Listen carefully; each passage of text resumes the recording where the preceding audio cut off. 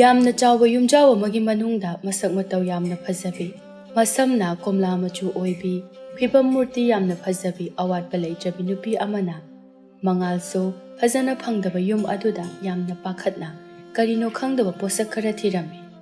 ꯌꯨꯝꯖꯥꯎ ꯑꯗꯨꯒꯤ ꯃꯐꯝ ꯈꯨꯗꯤꯡ ꯆꯪꯗꯨꯅ ꯊꯤꯔꯕꯁꯨ ꯃꯥꯒꯤ ꯑꯄꯥꯝꯕ ꯄꯣꯠꯁꯛ ꯑꯗꯨ ꯐꯪꯂꯝꯗꯦ꯫ ꯅꯨꯄꯤ ꯑꯗꯨ ꯃꯊ꯭ꯋꯥꯏ ꯌꯥꯝꯅ ꯁꯣꯛꯅ ꯂꯩꯃꯥꯏꯗ ꯐꯝꯊꯔꯒ ꯃꯈꯣꯜ ꯊꯣꯛꯅ ꯅꯤꯡꯉꯝꯗꯅ ꯀꯞꯆꯔꯛꯏ꯫ ꯅꯨꯄꯤ ꯑꯗꯨꯒꯤ ꯃꯃꯤꯡꯅ ꯂꯩꯔꯥꯡ ꯍꯥꯏꯅ ꯀꯧꯔꯝꯃꯤ꯫ ꯑꯃꯔꯣꯝꯗꯅ ꯂꯩꯄꯥꯛ ꯑꯃꯗ ꯌꯥꯝꯅ ꯀꯣꯏꯕ ꯂꯥꯡꯕ ꯄꯥꯝꯖꯕ, ꯂꯝ ꯍꯦꯟꯕ, ꯂꯦꯝꯕ ꯀꯧꯕ ꯆꯨꯡ ꯐꯤꯔꯥꯜ ꯆꯥꯔꯕ ꯅꯨꯄꯥ ꯑꯃ ꯂꯩꯔꯝꯃꯤ꯫ ꯃꯃꯥ ꯊꯕꯥꯒꯤ ꯃꯇꯨꯡ ꯀꯣꯏꯏꯟ ꯏꯟꯅꯗꯨꯅ ꯀꯔꯤꯅꯣꯃ ꯇꯛꯂꯤ꯫ "ꯁꯦꯕ ꯏꯃꯥ, ꯉꯥꯏꯍꯥꯛꯇ ꯀꯣꯏꯊꯣꯛꯆꯔꯨꯒꯦꯕ"꯫ ꯊꯕꯥ ꯈꯨꯖꯨꯝ ꯑꯗꯨ ꯍꯩꯗꯣꯛꯅ ꯂꯦꯝꯕꯗ ꯃꯃꯤꯠ ꯈꯥꯅ ꯌꯦꯡꯂꯒ, "ꯏꯃꯥꯒꯤ ꯏꯕꯨꯡꯉꯣ, ꯅꯪꯁꯦ ꯑꯣꯟꯊꯣꯛꯅꯁꯨ ꯅꯤꯡꯉꯥꯏ ꯀꯟꯈ꯭ꯔꯦꯗ꯫ ꯅꯪꯁꯦ ꯅꯨꯄꯤ ꯊꯤꯕ ꯌꯥꯔꯕ ꯄꯥꯈꯪꯅꯤꯅꯦꯍꯦ꯫ ꯑꯗꯨꯒ ꯀꯔꯤꯒꯤꯅꯣ ꯅꯪꯅ ꯑꯁꯨꯛ ꯌꯥꯝꯅ ꯑꯉꯥꯡ ꯃꯆꯥꯒꯨꯝꯅ ꯇꯧꯔꯤꯁꯤꯕꯣ?" ꯂꯦꯝꯕ ꯃꯃꯥꯒꯤ ꯋꯥꯗꯣ ꯃꯋꯥ ꯂꯧꯗꯕ ꯃꯈꯩ, "ꯏꯃꯥ, ꯁꯦꯕ ꯑꯝꯇ ꯌꯥꯕꯤꯌꯨꯕ꯫ ꯏꯇꯥꯎ ꯊꯣꯏꯍꯦꯟꯒ ꯉꯁꯤꯇꯪꯗꯤ ꯉꯥ ꯐꯥꯕ ꯆꯠꯆꯔꯨꯒꯦꯕ"꯫ ꯊꯕꯥ ꯏꯃꯨꯡꯗ ꯋꯥ ꯀꯔꯤꯁꯨ ꯍꯥꯏꯔꯝꯗꯅ ꯆꯪꯈꯤꯔꯝꯃꯤ꯫ ꯂꯦꯝꯕꯁꯨ ꯍꯟꯄ ꯀꯧꯕ ꯂꯩꯇꯦ, ꯃꯃꯥꯒꯤ ꯇꯨꯡ ꯏꯟꯅꯗꯨꯅ ꯇꯛꯄ ꯂꯦꯞꯂꯝꯗꯦ꯫ ꯀꯣꯟꯅ ꯊꯪꯗꯗꯤ ꯊꯕꯥ ꯁꯣꯔ ꯁꯥꯡꯅ ꯍꯣꯟꯇꯣꯛꯂꯒ, "ꯑꯣꯟꯊꯣꯛꯄꯅꯤꯗꯀꯣ ꯏꯕꯨꯡꯉꯣ ꯅꯪꯁꯦ꯫ ꯏꯃꯥꯒꯤꯗꯤꯅꯦ ꯅꯪ ꯅꯠꯇꯅ ꯑꯇꯣꯞꯄ ꯀꯅꯥꯁꯨ ꯂꯩꯕ ꯅꯠꯇꯦ꯫ ꯑꯗꯨꯅꯅꯦ ꯅꯪꯅ ꯏꯅꯥꯛꯇ ꯂꯩꯔꯤꯉꯩ ꯋꯥꯈꯜ ꯏꯪꯏ꯫ ꯑꯩꯒꯤ ꯏꯅꯥꯛꯇꯒꯤ ꯅꯪꯅ ꯂꯥꯞꯅ ꯆꯠꯈꯤꯕ ꯊꯣꯛꯂꯕꯗꯤ ꯑꯩꯒꯤ ꯋꯥꯈꯜ ꯑꯁꯦ ꯂꯩꯇꯥꯐꯝ ꯈꯪꯗꯦ꯫ ꯐꯔꯦ ꯉꯥꯏꯍꯥꯛ ꯆꯠꯊꯣꯛꯎꯔꯣ, ꯑꯗꯨꯕꯨ ꯀꯨꯏꯕꯗꯤ ꯌꯥꯔꯣꯏꯀꯣ"꯫ ꯋꯥꯗꯨ ꯇꯥꯕꯗ ꯂꯦꯝꯕ ꯍꯔꯥꯎꯅ, "ꯑꯩꯒꯤ ꯏꯃꯥꯃꯨꯛ ꯅꯨꯡꯁꯤꯕ ꯂꯩꯇꯦ ꯁꯪꯁꯥꯔꯁꯤꯗ, ꯅꯨꯡꯁꯤꯈ꯭ꯔꯦꯗ ꯏꯃꯥꯁꯦ"꯫ ꯊꯕꯥ ꯂꯦꯝꯕꯒꯤ ꯃꯈꯨꯠ ꯑꯗꯨ ꯇꯥꯞ ꯂꯥꯎꯅ ꯐꯥꯔꯒ ꯆꯤꯛꯄꯤꯔꯝꯃꯤ꯫ ꯃꯀꯣꯛ ꯑꯗꯨ ꯃꯅꯝ ꯅꯝꯕꯤꯔꯒ, "ꯉꯟꯅꯗꯤ ꯍꯜꯂꯛꯎꯀꯣ, ꯏꯃꯥ ꯆꯥꯛ ꯆꯥꯗꯕꯤꯗ ꯉꯥꯏꯔꯝꯒꯗꯧꯔꯤꯕꯅꯤ"꯫ "ꯏꯃꯥ, ꯋꯥꯅꯤ, ꯑꯗꯨꯝ ꯆꯥꯊꯣꯛꯄꯤꯔꯝꯃꯣ, ꯑꯩꯁꯨ ꯀꯨꯏꯔꯣꯏꯗ, ꯊꯣꯏꯍꯦꯟꯒ ꯉꯥꯏꯍꯥꯛ ꯉꯥ ꯐꯥꯔꯨꯒ ꯂꯥꯛꯀꯗꯕꯅꯤ"꯫ "ꯑꯗꯨꯕꯨ ꯏꯕꯨꯡꯉꯣ, ꯅꯤꯡꯁꯤꯡꯒꯗꯧꯕꯗꯤ ꯅꯪꯅ ꯆꯠꯀꯗꯧꯔꯤꯕ ꯃꯐꯝ ꯑꯗꯣ ꯎꯃꯪꯗꯅꯤ꯫ ꯑꯗꯨꯅꯅꯦ ꯇꯨꯔꯦꯜ ꯑꯗꯨꯗꯃꯛ ꯆꯪꯉꯨ꯫ ꯑꯇꯩ ꯑꯇꯣꯞꯄ ꯑꯍꯦꯟꯕ ꯆꯠꯊꯣꯛꯇꯅ ꯂꯩꯒꯗꯕꯅꯤꯀꯣ, ꯁꯥ ꯀꯩ ꯁꯥꯊꯤꯔꯕ ꯂꯩꯔꯝꯒꯗꯧꯔꯤꯕꯅꯤ"꯫ ꯂꯦꯝꯕ ꯍꯣꯏ ꯍꯥꯏꯔꯝꯂꯒ ꯌꯦꯅꯈꯥꯔꯣꯝꯗ ꯃꯥꯅ ꯍꯦꯛ ꯁꯤꯖꯤꯟꯅꯕ ꯈꯣꯏ ꯆꯣꯞꯅꯅꯕ ꯑꯗꯨ ꯂꯧꯔꯒ ꯊꯣꯏꯍꯦꯟꯒꯤ ꯃꯌꯨꯝ ꯇꯝꯅ ꯂꯥꯛꯂꯝꯃꯤ꯫ ꯊꯣꯏꯍꯦꯟꯗꯤ ꯂꯦꯝꯕ ꯂꯥꯛꯃꯟꯗꯕ ꯑꯗꯨꯗ ꯃꯇꯣꯝꯇ ꯆꯠꯂꯒꯦ ꯍꯥꯏꯗꯨꯅ ꯁꯒꯣꯜ ꯐꯥꯎꯕ ꯇꯣꯡꯈꯠꯇꯨꯅ ꯂꯩꯔꯕꯅꯤ꯫ ꯑꯗꯨꯕꯨ ꯂꯦꯝꯕ ꯎꯕꯗꯒꯤ ꯈꯣꯟꯖꯦꯜ ꯍꯧꯅ, "ꯑꯣ ꯁꯛ ꯐꯖꯕ ꯄꯥꯈꯪ, ꯅꯌꯥꯗꯣ ꯍꯤꯒꯠꯂꯒ ꯂꯩꯔꯅꯨ, ꯁꯠ ꯀꯥꯈꯠꯂꯛꯑꯣ, ꯃꯇꯝꯁꯦ ꯑꯥ ꯌꯧꯈ꯭ꯔꯕꯅꯦꯃꯤ"꯫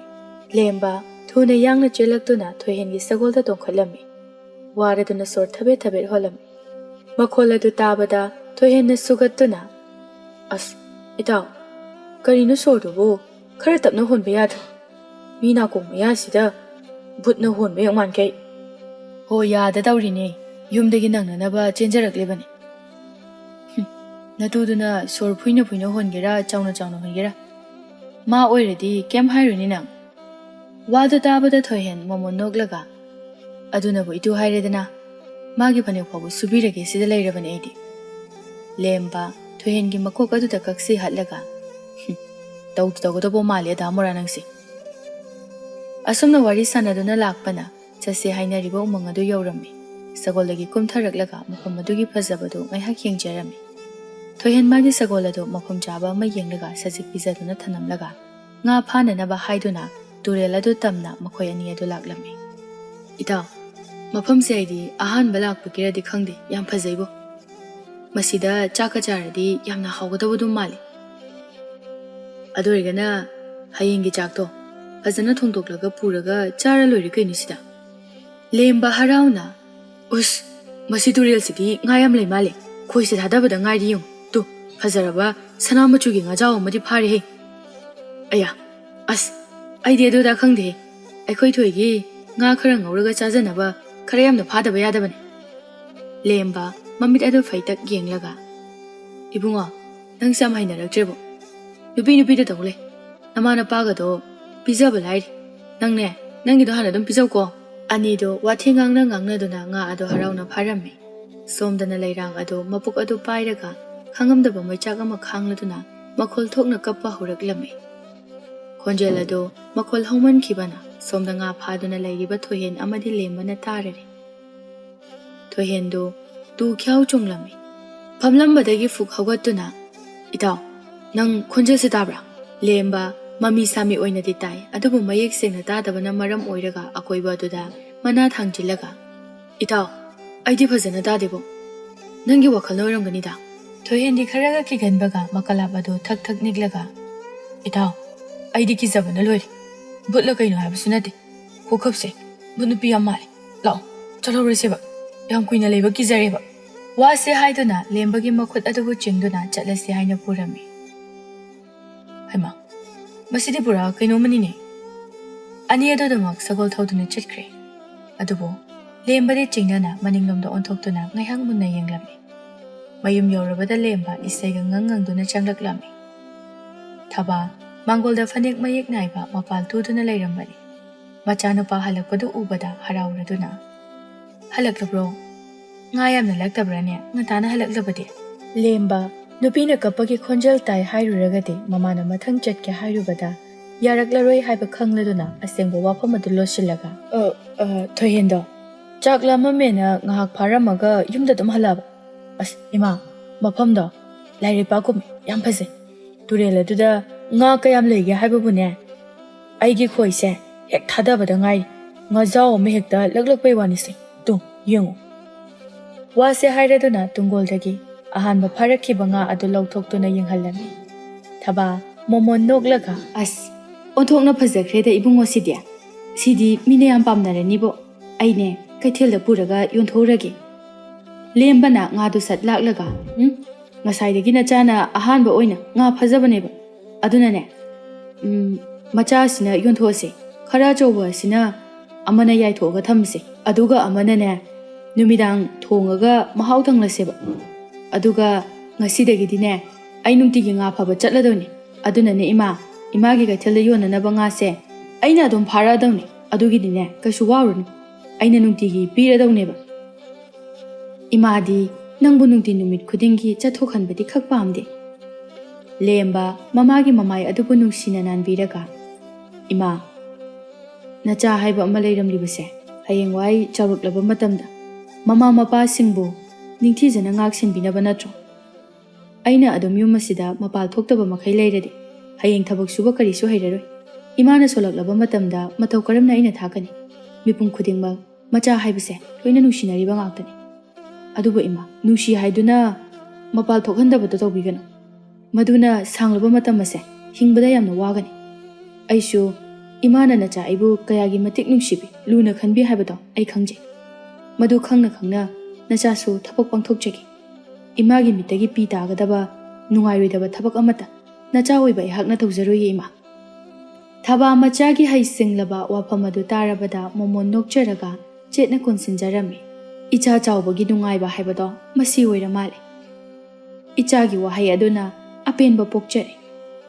icha chakla mamani lao chak cha thoknaba dum tawrurasi wase hairaga mama machado harauna imungda changminakre aduga chak ina duna nungsinana chaminarami asumna numituma haujinkre mathangi anganba ayukki matamdani lembado ayungata hawgatuna nga phaba chananabagi damak semsaduna leirami imungdagi thabana chagyo mama puthoraktuna lembada piraklami sese aina ne ichana chaba yananaba haiduna ngarang thongba nga adugi ngarelado lapu ironba amaga nga atawba amaga yaurabani lemba momon noklaga as ima wana naba kari ga suyamna athel mayam amalangdana thonglibano ama khaktangna adum yarasibo ahaba injang akta oibanina chapam thapum khangaroi haba thaba lembagi makokta nan thabiraga chathoklurocho pangtheng thengnadi hanjilakanu koibungo lemba chagyo mamadi nga phabada changadaba potlam chaisang pumba puraduna chenchat tawraga hoi palemima nachasu wahaido chinpha pujare lemba thoyen khogi thongal tamna chensilaklami adubu thoyen di tumba hogolakpada ngaiduna leirambe madu ubada lemba makhwang metlaga kari tawriba nangde aina somda ayunga tana hogotuna laga thoyen hakamga do wawa challaga kaido kaise haido lemba mamit adu lakthoklaga kaino nga phaba chatuina tro kawrabo thoyen khangai khangjin tawna ha kariba ngarangi heloira butla khangdaba ma kaphawbo mafam aduda chatoiba adusu nga phaba ngamre ꯑꯩꯗꯤ ꯑꯍꯤꯡ ꯐꯥꯎꯕ ꯀꯤꯗꯅ ꯀꯞꯄꯒꯤ ꯈꯣꯟꯖꯦꯜꯗꯨꯗ ꯇꯥꯔꯒ ꯂꯩꯕꯒꯤ ꯇꯨꯝꯕ ꯌꯥꯗꯗꯅ ꯅꯣꯡꯉꯥꯜꯂꯛꯄꯒꯤ ꯃꯇꯦꯛ ꯈꯛ ꯇꯨꯝꯕꯗ ꯉꯥꯏꯔꯤ꯫ ꯂꯦꯝꯕ ꯃꯥꯒꯤ ꯄꯣꯠ ꯆꯩꯁꯤꯡ ꯑꯗꯨ ꯂꯩꯕꯥꯛ ꯃꯈꯥꯗ ꯊꯝꯂꯒ, ꯑꯁ, ꯏꯇꯥꯎꯁꯤꯗꯤ ꯃꯊꯣꯡ ꯃꯔꯝꯁꯨ ꯈꯪꯗꯅ ꯀꯤꯒꯟꯈ꯭ꯔꯄꯣꯠꯅꯤ꯫ ꯅꯪꯒꯤ ꯋꯥꯈꯜꯅ ꯑꯣꯏꯔꯝꯂꯕꯗꯤ ꯀꯝꯗꯧꯕ? ꯑꯩꯗꯤꯅꯦ ꯂꯦꯝꯕ, ꯅꯪꯅ ꯄꯩꯁꯥ ꯀꯌꯥ ꯄꯤꯒꯦ ꯍꯥꯏꯔꯕꯁꯨ ꯑꯩꯗꯤ ꯃꯐꯝ ꯑꯗꯨꯗ ꯑꯃꯨꯛ ꯍꯟꯅ ꯆꯠꯄ ꯉꯝꯃꯔꯣꯏ ꯍꯥꯏꯁꯤꯅꯤ꯫ ꯅꯪꯅꯕꯨ ꯆꯠꯀꯦ ꯍꯥꯏꯔꯕꯗꯤ ꯑꯩꯒꯤ ꯁꯒꯣꯜ ꯑꯁꯦ ꯄꯨꯒꯦ ꯍꯥꯏꯔꯕꯁꯨ ꯄꯨꯈꯣ, ꯑꯗꯨꯕꯨ ꯑꯩꯗꯤ ꯆꯠꯄ ꯁꯨꯡꯉꯝ ꯉꯝꯃꯔꯣꯏ꯫ ꯂꯦꯝꯕ ꯊꯣꯏꯍꯦꯟꯒꯤ ꯃꯈꯨꯠ ꯑꯗꯨ ꯌꯥꯜꯂꯒ, ꯑꯁ, ꯏꯇꯥꯎ, ꯑꯩꯁꯨ ꯏꯇꯣꯝꯇꯗꯤ ꯇꯜꯂꯦ ꯍꯥꯏꯕ꯫ ꯉꯥꯛꯇ ꯆꯠꯃꯤꯟꯅꯔꯨꯁꯦꯕ꯫ ꯏꯃꯥꯒꯤ ꯋꯥꯁꯛꯇꯣ ꯑꯩ ꯊꯨꯒꯥꯏꯕ ꯄꯥꯝꯗꯦꯕ꯫ ꯂꯦꯝꯕꯅ ꯐꯅ ꯌꯥꯝꯅ ꯇꯛꯏ, ꯑꯗꯨꯕꯨ ꯊꯣꯏꯍꯦꯟꯗꯤ ꯌꯥꯕ ꯀꯧꯕ ꯂꯩꯇ꯭ꯔꯦ꯫ ꯂꯦꯝꯕ ꯃꯃꯥꯗ ꯍꯥꯏꯈꯤꯕ ꯋꯥꯐꯝ ꯑꯗꯨ ꯂꯩꯈꯥ ꯇꯥꯍꯟꯕꯗꯤ ꯄꯥꯝꯂꯝꯗꯦ, ꯑꯗꯨꯅ ꯃꯇꯣꯝꯇ ꯑꯣꯏꯔꯕꯁꯨ ꯆꯠꯂꯒꯦ ꯍꯥꯏꯅ ꯅꯤꯡꯂꯦ꯫ ꯐꯔꯦ ꯐꯔꯦ, ꯅꯪꯅ ꯌꯥꯗ꯭ꯔꯕꯅꯤꯅ ꯑꯩ ꯂꯥꯏꯕꯛ ꯆꯥꯡ ꯌꯦꯡꯂꯨꯔꯒꯦ꯫ ꯊꯣꯏꯍꯦꯟ ꯃꯣꯃꯣꯟ ꯅꯣꯛꯂꯒ, ꯑꯗꯨꯒꯅꯦ ꯂꯦꯝꯕ, ꯍꯣꯔꯦꯟꯗꯣ ꯍꯦꯂꯣꯏꯔ ꯂꯥꯏꯔꯦꯝꯕꯤꯔ ꯑꯣꯛꯅꯔꯛꯄꯗꯒꯤ ꯋꯥꯈꯜ ꯆꯣꯏꯔꯦ ꯀꯥꯏꯅꯗꯤ ꯄꯥꯎ ꯇꯥꯍꯜꯂꯛꯀꯅꯨꯀꯣ꯫ ꯂꯦꯝꯕ ꯃꯥꯒꯤ ꯄꯣꯠ ꯆꯩꯁꯤꯡ ꯑꯗꯨ ꯁꯒꯣꯜ ꯑꯗꯨꯗ ꯅꯤꯡꯊꯤꯖꯅ ꯍꯥꯞꯂꯒ, ꯑꯣ ꯗꯥꯃꯣꯔꯥ, ꯅꯪꯗꯤ ꯀꯤꯒꯟꯖꯥꯎꯅꯤꯅ ꯅꯌꯨꯝꯁꯤꯗ ꯅꯨꯄꯤꯒꯤ ꯐꯅꯦꯛ ꯁꯨꯕ ꯇꯝꯕꯤꯍꯧꯔꯣꯅꯦ꯫ ꯋꯥꯁꯦ ꯍꯥꯏꯔꯝꯂꯒ ꯂꯦꯝꯕ ꯑꯗꯨꯃꯛ ꯁꯒꯣꯜ ꯊꯧꯗꯨꯅ ꯎꯃꯪ ꯑꯗꯨ ꯇꯝꯅ ꯂꯥꯛꯂꯝꯃꯤ꯫ ꯑꯁꯨꯝ ꯂꯦꯞꯇꯅ ꯂꯥꯛꯄꯅ ꯎꯃꯪ ꯑꯗꯨ ꯌꯧꯔꯦ꯫ ꯊꯣꯏꯍꯦꯟꯒꯤ ꯁꯒꯣꯜ ꯑꯗꯨ ꯁꯖꯤꯛ ꯌꯥꯝꯅ ꯍꯧꯕ ꯃꯐꯝ ꯑꯃꯗ ꯅꯤꯡꯊꯤꯖꯅ ꯊꯝꯕꯤꯔꯝꯂꯕ ꯃꯇꯨꯡꯗ ꯇꯨꯔꯦꯜ ꯑꯗꯨꯗ ꯉꯥ ꯐꯥꯕ ꯍꯧꯔꯝꯃꯤ꯫ ꯉꯥꯏꯍꯥꯛꯀꯤ ꯃꯇꯨꯡꯗꯅꯤ ꯂꯦꯝꯕ ꯁꯒꯣꯜ ꯑꯗꯨ ꯀꯝꯗꯧꯔꯤ ꯍꯥꯏꯗꯨꯅ ꯑꯣꯟꯊꯣꯔꯛꯄ ꯃꯇꯝꯗꯗꯤ ꯂꯩꯕ ꯎꯔꯝꯗꯦ꯫ ꯃꯁꯤꯗꯒꯤ ꯄꯥꯈꯠꯂꯗꯨꯅ ꯄꯨꯛ ꯍꯧꯒꯠꯇꯨꯅ ꯁꯒꯣꯜ ꯑꯗꯨꯕꯨ ꯊꯤꯕ ꯊꯣꯔꯛꯂꯝꯃꯤ꯫ ꯎꯃꯪ ꯑꯗꯨꯒꯤ ꯃꯅꯨꯡ ꯁꯨꯝ ꯆꯪꯁꯤꯟꯕꯒ ꯎꯔꯦ ꯁꯒꯣꯜ ꯑꯗꯨ ꯁꯖꯤꯛ ꯆꯥꯗꯨꯅ ꯂꯩꯔꯤꯕ ꯑꯗꯨ꯫ ꯃꯗꯨ ꯎꯕꯗ ꯁꯣꯔ ꯁꯥꯡꯅ ꯍꯣꯟꯇꯣꯛꯂꯒ, ꯑꯁ, ꯑꯩꯗꯤ ꯁꯒꯣꯜ ꯑꯁꯤ ꯁꯤꯡꯅꯔꯗ꯭ꯔꯥꯅ ꯑꯃꯨꯛ ꯄꯥꯈꯠꯂꯨꯔꯕꯅꯤ꯫ ꯃꯥꯗꯤ ꯁꯖꯤꯛ ꯁꯨꯝ ꯊꯤꯔꯗꯨꯅ ꯆꯠꯈꯤꯕꯗ ꯃꯐꯝ ꯑꯁꯤ ꯌꯧꯔꯤꯕ ꯑꯣꯏꯔꯝꯒꯅꯤ꯫ ꯋꯥꯁꯦ ꯍꯥꯏꯔꯒ ꯁꯒꯣꯜ ꯑꯗꯨꯒꯤ ꯃꯅꯥꯛ ꯇꯝꯅ ꯂꯥꯛꯂꯝꯃꯤ꯫ ꯃꯤꯀꯨꯞ ꯑꯗꯨꯗ ꯅꯨꯄꯤ ꯑꯃꯅ ꯌꯥꯝꯅ ꯅꯤꯡꯉꯝꯗꯅ ꯀꯞꯄꯒꯤ ꯈꯣꯟꯖꯦꯜ ꯇꯥꯔꯛꯂꯝꯃꯤ꯫ ꯂꯦꯝꯕꯗꯤ ꯁꯝ ꯅꯥꯆꯞ ꯌꯨꯡꯈ꯭ꯔꯦ꯫ ꯑꯀꯣꯏꯕꯗꯨꯗ ꯃꯇꯣꯝꯇꯒ ꯑꯣꯏꯔꯦ ꯁ꯭ꯋꯥꯏ ꯂꯥꯎꯕ ꯍꯧꯔꯛꯂꯦ꯫ ꯑꯗꯨꯕꯨ ꯂꯦꯝꯕ ꯈꯣꯟꯖꯦꯜ ꯑꯗꯨ ꯇꯥꯔꯒ ꯀꯔꯤꯅꯣ ꯀꯅꯥꯅೋ ꯍꯥꯏꯅ ꯈꯪꯅꯤꯡꯕꯒꯤ ꯂꯥꯡꯇꯛꯅꯕꯗꯤ ꯄꯣꯛꯂꯝꯃꯤ꯫ ꯃꯁꯤꯗꯒꯤ ꯁꯣꯔ ꯁꯥꯡꯅ ꯑꯍꯨꯝꯂꯛ ꯍꯣꯟꯊꯔꯒ ꯈꯣꯟꯖꯦꯜ ꯑꯗꯨꯒꯤ ꯃꯥꯏꯀꯩ ꯇꯝꯅ ꯑꯁꯨꯝ ꯊꯤꯔꯛꯄ ꯃꯇꯝꯗꯗꯤ ꯎꯃꯪ ꯑꯗꯨꯒꯤ ꯃꯌꯥꯏ ꯆꯞ ꯆꯥꯅ ꯌꯥꯝꯅ ꯄꯥꯛ ꯆꯥꯎꯔꯕ ꯌꯨꯝ ꯑꯃꯈꯛ ꯂꯩꯕ ꯑꯗꯨ ꯎꯔꯦ꯫ ꯃꯗꯨ ꯎꯕꯗ ꯂꯦꯝꯕꯗꯤ ꯄꯨꯡꯉ ꯍꯦꯛ ꯉꯛꯈ꯭ꯔꯦ꯫ ꯀꯩꯅꯣꯅꯦ, ꯎꯃꯪꯁꯤꯒꯤ ꯃꯅꯨꯡꯁꯤꯗꯁꯨ ꯑꯁꯨꯛ ꯐꯖꯅ ꯁꯥꯕ ꯌꯨꯝ ꯑꯃ ꯂꯩꯔꯝꯒꯅꯤ ꯍꯥꯏꯕꯗꯤ ꯅꯣꯡꯃꯇ ꯈꯜꯂꯨꯗꯦ꯫ ꯀꯅꯥꯒꯤꯕꯨ ꯑꯣꯏꯔꯖꯥꯠꯅꯣ? ꯑꯁꯨꯝꯅ ꯈꯜꯂꯤꯉꯩ ꯅꯨꯄꯤ ꯑꯗꯨꯅ ꯀꯞꯄꯒꯤ ꯈꯣꯟꯖꯦꯜ ꯑꯗꯨ ꯑꯁꯨꯝ ꯍꯧꯅ ꯇꯥꯔꯛꯂꯤ꯫ ꯀꯞꯂꯤꯕ ꯑꯁꯤꯅ ꯀꯅꯥꯕꯨ ꯑꯣꯏꯔꯤꯒꯕ? ꯐꯔꯦ, ꯀꯅꯥꯅꯣ ꯍꯥꯏꯕꯁꯤꯃꯇꯪꯗꯤ ꯌꯦꯡꯊꯣꯛꯂꯨꯔꯒꯦ꯫ ꯋꯥꯁꯦ ꯍꯥꯏꯔꯗꯅ ꯌꯨꯝ ꯑꯗꯨ ꯇꯝꯅ ꯑꯁꯨꯝ ꯆꯪꯂꯛꯂꯝꯃꯤ꯫ ꯆꯤꯡꯅꯕ ꯑꯃꯗꯤ ꯑꯀꯤꯕ ꯄꯨꯝꯕ ꯊꯥꯗꯣꯛꯂꯒ ꯊꯣꯡ ꯑꯗꯨ ꯊꯤꯜꯂꯒ, ꯑꯣ, ꯌꯨꯝꯁꯤꯕꯨ ꯀꯅꯥ ꯀꯅꯥ ꯂꯩꯕꯒꯦ? ꯃꯤꯀꯨꯞ ꯑꯗꯨꯗ ꯃꯁꯛ ꯃꯇꯧ ꯐꯖꯔꯕꯤ, ꯃꯁꯝꯅ ꯀꯣꯝꯂꯥ ꯃꯆꯨ ꯑꯣꯏꯕꯤ, ꯑꯋꯥꯠ ꯑꯄꯥ ꯂꯩꯇ꯭ꯔꯕꯤ ꯂꯩꯔꯥꯡ ꯑꯗꯨ ꯊꯣꯡ ꯍꯥꯡꯗꯣꯔꯛꯂꯒ ꯃꯈꯣꯜ ꯅꯤꯛꯂꯤ ꯅꯤꯛꯂꯤ ꯇꯧꯔꯒ, ꯀꯅꯥ ꯑꯣꯏꯕꯤꯔꯕꯅꯣ? ꯂꯦꯝꯕꯗꯤ ꯂꯩꯔꯥꯡꯒꯤ ꯑꯋꯥꯠꯄ ꯂꯩꯇ꯭ꯔꯕ ꯁꯛꯐꯝ ꯑꯗꯨꯗ ꯄꯨꯡꯉꯥꯎ ꯍꯦꯛ ꯉꯥꯎꯈ꯭ꯔꯦ꯫ ꯀꯞꯂꯨꯕꯒꯤ ꯃꯃꯥꯏ ꯃꯃꯤꯠ ꯏꯄꯣꯝ ꯄꯣꯝꯗꯨꯅ ꯊꯣꯔꯛꯂꯤꯕ ꯁꯛꯐꯝ ꯑꯗꯨ ꯎꯔꯒ ꯍꯦꯟꯅ ꯃꯊꯃꯣꯏ ꯑꯗꯨ ꯄꯨꯕ ꯉꯝꯗ꯭ꯔꯦ꯫ ꯅꯍꯥꯛꯄꯨ ꯀꯅꯥꯅꯣ? ꯀꯔꯤ ꯍꯥꯏꯒꯦ ꯍꯥꯏꯕꯅꯣ? ꯁꯒꯦꯂꯕꯤ, ꯑꯩ ꯑꯇꯣꯞꯄ ꯂꯩꯄꯥꯛ ꯑꯃꯗꯒꯤꯅꯤ꯫ ꯃꯐꯝ ꯑꯁꯤꯗ ꯂꯩꯕ ꯇꯨꯔꯦꯜ ꯑꯗꯣ ꯃꯗꯨꯗ ꯉꯥ ꯐꯥꯕ ꯂꯥꯛꯆꯕꯅꯤ꯫ ꯑꯗꯨꯗ ꯁꯣꯝꯅ ꯀꯞꯂꯤꯕ ꯑꯁꯤꯒꯤ ꯈꯣꯟꯖꯦꯜ ꯇꯥꯕꯗꯒꯤ ꯃꯐꯝ ꯑꯁꯤꯗ ꯑꯩ ꯂꯥꯛꯆꯕꯅꯤ꯫ ꯂꯩꯔꯥꯡ ꯑꯀꯣꯏꯕꯗꯨꯗ ꯀꯣꯏꯌꯦꯡ ꯌꯦꯡꯂꯒ ꯌꯥꯝꯅ ꯄꯥꯈꯠꯅ, ꯑꯩꯒꯤ ꯃꯤꯡ ꯂꯩꯔꯥꯡ ꯀꯧꯏ꯫ ꯑꯩꯅ ꯀꯞꯂꯤꯕꯒꯤ ꯃꯔꯝ ꯌꯥꯝꯅ ꯆꯥꯎꯅ ꯂꯩ, ꯂꯤꯕꯒꯤ ꯂꯣꯏꯕ ꯅꯥꯏꯔꯔꯣꯏ꯫ ꯑꯗꯣ ꯅꯪꯕꯨ ꯑꯆꯥ ꯑꯊꯛꯀ ꯌꯥꯎꯔꯛꯂꯕꯗꯤ ꯈꯖꯤꯛꯇ ꯆꯥꯖꯒꯦꯕ? ꯑꯣ, ꯑꯗꯨꯗꯤ ꯉꯥꯏꯍꯥꯛ ꯉꯥꯏꯕꯤꯔꯝꯃꯨꯀꯣ, ꯑꯩ ꯆꯥꯛ ꯌꯣꯝꯕꯗꯣ ꯇꯨꯔꯦꯜꯒꯤ ꯃꯄꯥꯟꯗ ꯂꯩꯍꯧꯔꯦꯕ꯫ ꯋꯥꯁꯦ ꯍꯥꯏꯔꯝꯂꯒ ꯈꯨꯗꯛ ꯑꯗꯨꯗ ꯆꯦꯟꯈꯤꯔꯝꯃꯤ꯫ ꯃꯤꯀꯨꯞ ꯈꯔꯒꯤ ꯃꯇꯨꯡꯗ ꯂꯦꯝꯕꯅ ꯃꯥꯒꯤ ꯆꯥꯅꯅꯕ ꯆꯥꯛ ꯁꯔꯨꯛ ꯑꯗꯨ ꯆꯤꯡꯅꯕ ꯂꯩꯇ ꯂꯩꯔꯥꯡꯗ ꯆꯥꯎ ꯍꯥꯏꯗꯨꯅ ꯍꯔꯥꯎꯅ ꯄꯤꯔꯝꯃꯤ꯫ ꯆꯥꯛ ꯌꯣꯝꯕꯗꯨ ꯂꯦꯝꯕꯗꯒꯤ ꯂꯥꯛꯂꯒ ꯍꯥꯡꯇꯣꯛꯂꯝꯃꯤ꯫ ꯑꯗꯨꯒ ꯑꯦꯟꯁꯥꯡ ꯃꯊꯦꯜꯁꯤꯡ ꯑꯗꯨ ꯎꯕꯗ ꯃꯣꯃꯣꯟꯁꯨ ꯅꯣꯛꯆꯔꯝꯃꯤ꯫ ꯑꯗꯨꯒ ꯐꯅ ꯀꯨꯏꯅ ꯆꯥꯕ ꯊꯛꯄ ꯐꯪꯂꯨꯗꯕ ꯑꯃꯒꯨꯝꯅ ꯃꯄꯤ ꯑꯗꯨ ꯇꯨꯞ ꯇꯨꯞ ꯇꯥꯗꯨꯅ ꯀꯞꯆꯔꯝꯃꯤ꯫ ꯑꯗꯨꯒ ꯆꯥꯕꯁꯨ ꯂꯦꯞꯂꯝꯗꯦ꯫ ꯂꯦꯝꯕ ꯃꯇꯧ ꯑꯗꯨꯗ ꯃꯀꯣꯛ ꯉꯥꯎꯔꯦ꯫ ꯂꯩꯔꯥꯡꯒꯤ ꯁꯛꯐꯝ ꯑꯃꯗꯤ ꯍꯛꯆꯥꯡꯗꯗꯤ ꯆꯥꯕ ꯊꯛꯄ ꯀꯔꯤꯁꯨ ꯐꯪꯗꯕꯒꯤ ꯃꯃꯤꯗꯤ ꯇꯥꯗꯦ꯫ ꯌꯨꯝꯁꯨ ꯏꯅꯥꯛ ꯀꯩꯔꯥꯛ ꯌꯥꯝꯅ ꯈꯨꯜꯂꯤꯕꯅꯤ꯫ ꯑꯗꯨꯒ ꯐꯪꯖꯗꯕ ꯑꯃꯒꯨꯝ ꯃꯄꯤ ꯇꯥꯔꯗꯨꯅ ꯆꯥꯔꯤꯕ ꯑꯗꯨꯕꯨ ꯈꯪꯅꯤꯡꯕ ꯑꯃꯒ ꯂꯣꯏꯅꯅ, ꯁꯒꯦꯂꯕꯤ, ꯅꯪꯕꯨ ꯀꯅꯥꯅꯣ? ꯌꯨꯝꯖꯥꯎ ꯑꯁꯤꯗ ꯅꯇꯣꯝꯇ ꯂꯩꯕ꯭ꯔꯥ? ꯅꯍꯥꯟ ꯃꯈꯩ ꯅꯪ ꯆꯥꯛ ꯆꯥꯔꯛꯇꯕ꯭ꯔꯥ? ꯑꯗꯨꯕꯨ ꯂꯦꯝꯕꯒꯤ ꯄꯥꯎꯈꯨꯝ ꯑꯗꯨ ꯄꯤꯕ ꯅꯪꯗ꯭ꯔꯤꯉꯩꯗ ꯈꯪꯍꯧꯗꯅ ꯀꯥꯡꯁꯤ ꯈꯤꯡꯕꯒꯤ ꯈꯣꯟꯖꯦꯜ ꯇꯥꯔꯛꯂꯝꯃꯤ꯫ ꯃꯁꯤꯗꯒꯤ ꯂꯩꯔꯥꯡ ꯌꯥꯝꯅ ꯄꯥꯈꯠꯅ ꯆꯥꯉꯧ ꯑꯗꯨ ꯂꯣꯏꯅ ꯌꯣꯞꯁꯤꯜꯂꯒ ꯂꯦꯝꯕꯗ ꯁꯤꯟꯅꯔꯛꯂꯝꯃꯤ ꯑꯗꯨꯒ ꯃꯈꯨꯠ ꯑꯗꯨ ꯀꯔꯤꯒꯨꯝꯕ ꯃꯍꯤ ꯑꯃ ꯇꯩꯁꯤꯜꯂꯝꯃꯤ ꯑꯔꯣꯏꯕꯗ ꯃꯌꯥ ꯑꯗꯨꯗꯁꯨ ꯀꯔꯤꯒꯨꯝꯕ ꯑꯉꯥꯡꯕ ꯃꯆꯨꯒꯤ ꯃꯍꯤ ꯑꯃ ꯊꯛꯆꯤꯜꯂꯝꯃꯤ ꯑꯗꯨꯒ ꯃꯥꯏꯊꯣꯡ ꯑꯗꯨ ꯃꯣꯃꯣꯟ ꯅꯣꯛꯇꯨꯅ ꯀꯔꯤꯁꯨ ꯈꯪꯗꯕ ꯃꯤꯑꯣꯏ ꯑꯃꯒꯨꯝ ꯇꯨꯃꯤꯟꯅ ꯂꯩꯈꯤꯔꯝꯃꯤ ꯇꯟꯖꯥ ꯑꯗꯨꯗ ꯃꯁꯥ ꯃꯎ ꯌꯥꯝꯅ ꯐꯕ ꯐꯤꯖꯣꯜ ꯑꯅꯥꯟꯕ ꯁꯦꯠꯄ ꯋꯥꯡ ꯆꯥꯎꯔꯕ ꯅꯨꯄꯥ ꯑꯃꯈꯛ ꯌꯨꯝ ꯃꯅꯨꯡꯗꯒꯤ ꯊꯣꯔꯛꯂꯝꯃꯤ ꯅꯨꯄꯥ ꯑꯗꯨꯅ ꯃꯣꯃꯣꯟ ꯅꯣꯛꯂꯒ ꯑꯩꯒꯤ ꯅꯨꯡꯁꯤꯕꯤ ꯅꯨꯄꯤ ꯅꯍꯥꯛꯄꯨ ꯉꯁꯤꯒꯤ ꯍꯛꯆꯥꯡ ꯁꯥꯖꯦꯜ ꯇꯧꯈ꯭ꯔꯕ꯭ꯔꯥ ꯑꯁꯨꯝꯅ ꯍꯥꯏꯗꯨꯅ ꯌꯦꯡꯊꯣꯔꯛꯄꯗ ꯊꯣꯡꯖꯤꯟ ꯃꯄꯥꯟꯗ ꯂꯦꯝꯕ ꯂꯦꯞꯇꯨꯅ ꯂꯩꯕꯗꯨ ꯎꯕꯗ ꯉꯛꯅ ꯅꯪꯗꯤ ꯀꯅꯥꯅꯣ ꯃꯐꯝ ꯑꯁꯤꯗ ꯀꯔꯤ ꯇꯧꯕ ꯂꯥꯛꯂꯤꯕ ꯑꯁꯤ ꯍꯥꯏꯗꯨꯅ ꯂꯦꯝꯕꯒꯤ ꯀꯣꯛꯇꯒꯤꯅ ꯇꯣꯟ ꯐꯥꯎꯕ ꯌꯦꯡꯊꯔꯛꯂꯝꯃꯤ ꯃꯇꯝ ꯑꯗꯨꯗ ꯂꯦꯝꯕꯅ ꯃꯈꯨꯠꯇ ꯆꯥꯛꯌꯣꯝ ꯄꯥꯏꯗꯨꯅ ꯂꯩꯔꯤꯕ ꯑꯗꯨ ꯎꯕꯗ ꯈꯪꯍꯧꯗꯅ ꯈꯪꯁꯥꯎ ꯁꯥꯎꯒꯠꯂꯛꯂꯒ ꯃꯗꯨꯒꯤ ꯆꯥꯛꯌꯣꯝ ꯑꯗꯨ ꯀꯅꯥꯅ ꯆꯥꯕꯒꯤꯅꯣ ꯍꯥꯏꯌꯨ ꯆꯥꯛꯌꯣꯝ ꯑꯗꯨ ꯃꯍꯥꯛꯅ ꯆꯥꯈꯤꯕ꯭ꯔꯥ ꯂꯦꯝꯕ ꯅꯨꯄꯥ ꯑꯗꯨꯒꯤ ꯃꯇꯧ ꯑꯗꯨꯗ ꯑꯀꯤꯕꯁꯨ ꯄꯣꯛꯂꯤ ꯂꯩꯔꯥꯡ ꯂꯦꯝꯕꯗ ꯑꯁꯦꯡꯕꯗꯨ ꯍꯥꯏꯗꯣꯛꯄꯤꯒꯅꯨ ꯍꯥꯏꯕꯒꯤ ꯃꯇꯥꯒꯨꯝ ꯃꯈꯨꯠ ꯑꯗꯨ ꯂꯣꯟꯅꯗꯨꯅ ꯏꯪꯒꯤꯠ ꯄꯤꯔꯛꯂꯤꯕ ꯑꯗꯨ ꯎꯔꯝꯃꯤ ꯃꯁꯤꯗꯒꯤ ꯂꯦꯝꯕ ꯈꯨꯗꯛꯇ ꯂꯥꯛꯄ ꯋꯥꯍꯩ ꯑꯃ ꯍꯦꯛꯇ ꯍꯥꯏꯖꯤꯜꯂꯛꯏ ꯑꯃꯨꯛꯇ ꯇꯞꯊꯕꯤꯈꯣ ꯁꯧꯒꯠꯄꯤꯈꯤꯅꯨ ꯅꯨꯄꯤ ꯑꯁꯤꯅ ꯆꯥꯛꯌꯣꯝ ꯑꯁꯦ ꯆꯥꯕꯗꯤ ꯂꯥꯏꯔꯗꯅ ꯊꯦꯡꯕ ꯐꯥꯎꯕ ꯊꯦꯡꯗ꯭ꯔꯤ ꯑꯩꯁꯦ ꯃꯐꯝ ꯑꯁꯤꯗ ꯉꯥ ꯐꯥꯕ ꯂꯥꯛꯆꯕꯅꯤ ꯆꯥꯛ ꯂꯥꯝꯃꯦ ꯍꯥꯏꯗꯨꯅ ꯆꯥꯔꯤꯉꯩꯗ